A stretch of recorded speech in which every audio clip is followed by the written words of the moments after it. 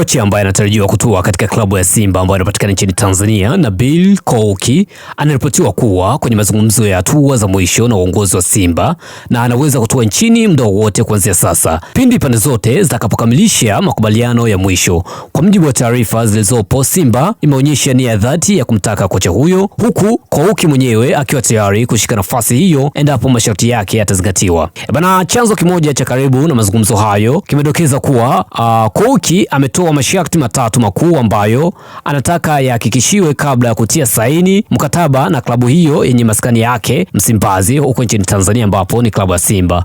Sharti la kwanza, Kouki anahitaji kusajili wachezaji wawili au watatu wa ziada ambao atawachagua yeye mwenyewe kulingana na mfumo wa mbinu atakazotaka kuziingiza katika klabu ya Simba.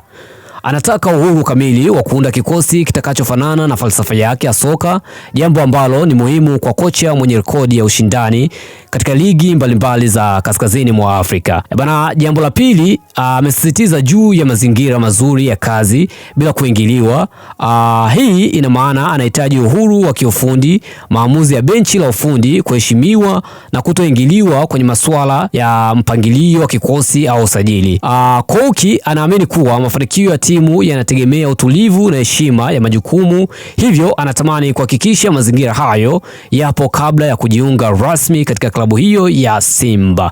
Swala la tatu, anataka aje na benchi lake la ufundi, ikiwemo wasaidizi wake muhimu watakaomsaidia kutekeleza mbinu na mfumo wake wa ukocha. Bana, hili ni jambo la kawaida kwa makocha wengi wa kimataifa wanaopenda kufanya kazi na watu wanaoamini na kuelewa falsafa zao.